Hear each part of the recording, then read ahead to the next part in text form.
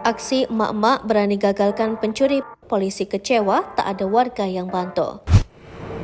Seorang emak-emak menjadi pahlawan dalam menggagalkan aksi maling minimarket.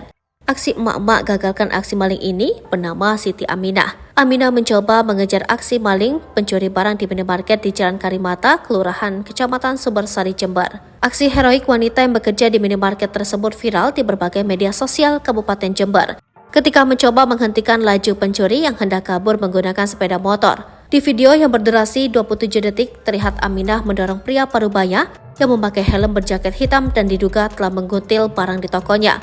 Saat itu Aminah berteriak meminta pertolongan karena barangnya telah dicuri oleh pria tersebut, namun tidak dihiraukan oleh pengguna jalan dan warga sekitar.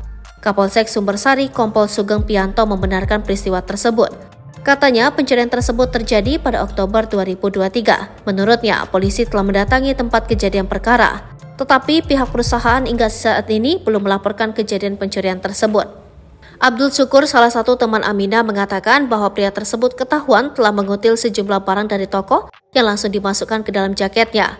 Dia mengatakan pelaku beberapa barang yang dicuri oleh pelaku diantaranya pasta gigi, 2 buah minyak rambut, dan minyak wangi yang tidak lebih dari Rp200.000.